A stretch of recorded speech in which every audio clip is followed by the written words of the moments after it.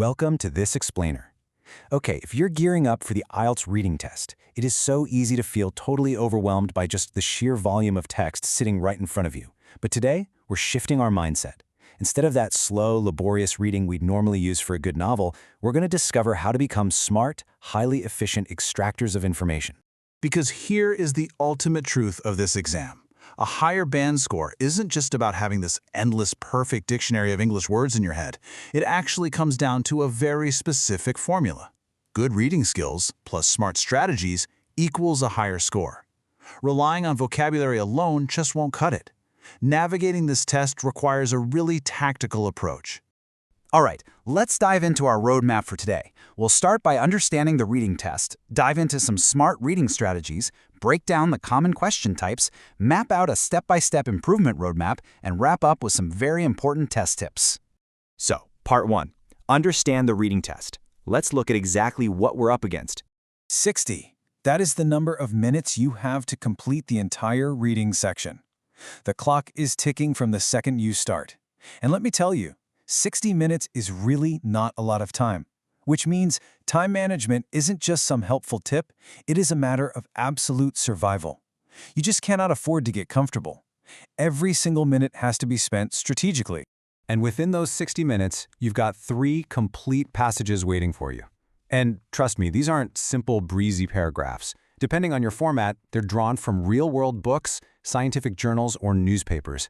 They are incredibly dense and specifically designed to test your processing power under pressure.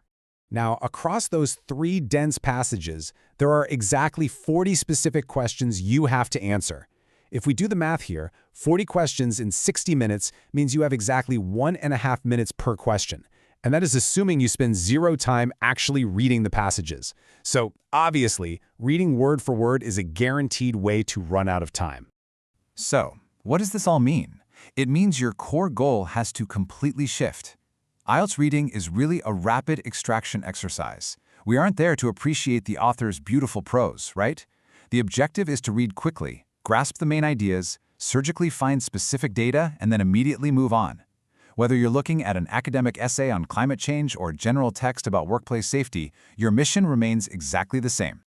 Which brings us to Section 2, Smart Reading Strategies.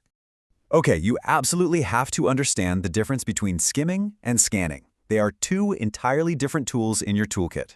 Skimming is for the big picture. That's when you read the title, the headings, the first sentence of a paragraph, and maybe the last sentence just to figure out the general vibe.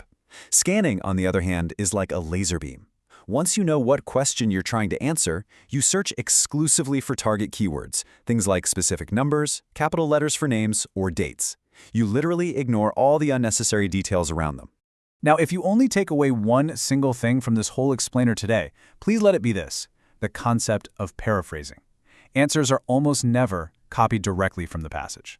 Actually, scratch that. They are pretty much never copied directly, if it's a question worth its salt. Searching for exact word matches is a massive trap. If the text says the cost of living increased rapidly, the question is probably going to ask about surging financial expenses.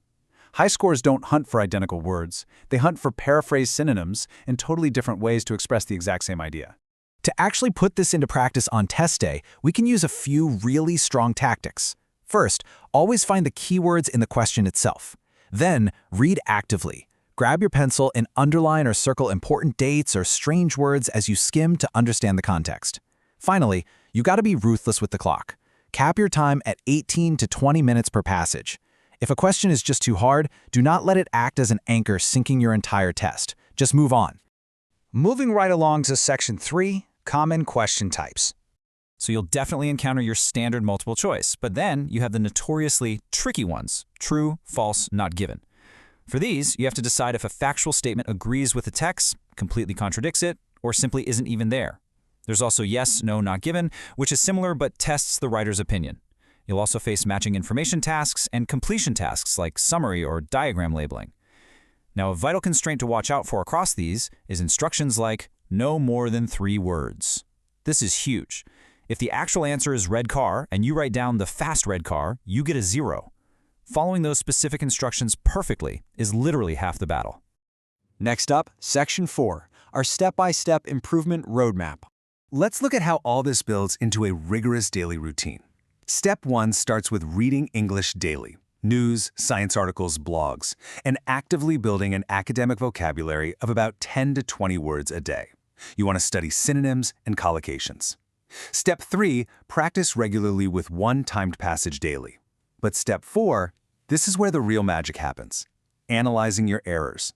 Just taking practice tests over and over doesn't make you better. Diagnosing why you got an answer wrong does. Did you miss a synonym? Did you run out of time? In step 5, you actively push your reading speed by practicing that skimming and scanning. And finally, step 6, track your progress weekly so you can monitor your scores and target your weak areas. And finally, Section 5, Important Test Tips. When the actual exam day finally arrives, survival really comes down to this. Remember that all questions are worth the exact same amount of points. Don't spend 5 minutes agonizing over a devastatingly hard matching question when 3 super easy gap fill questions are just waiting for you on the next page. Go grab those easy points first. Stay calm if a passage looks terrifying. They are literally designed to be. Keep one eye on the clock constantly, and hey, if you have a spare moment at the very end, double-check your spelling. A right answer spelled wrong is still marked wrong. Let's wrap up with this final thought. Read smart, not just hard. As we've seen today, success is really the intersection of practice, strategy, and consistency. Smart reading will always beat slow reading. So I leave you with this question as you prepare for your exam. Are you going to keep reading every single word slowly, endlessly struggling against the clock? Or are you going to adopt this smart hunting strategy today to absolutely guarantee your success? The choice and your target band score is entirely in your hands. Thank you so much for joining me for this explainer, and happy studying.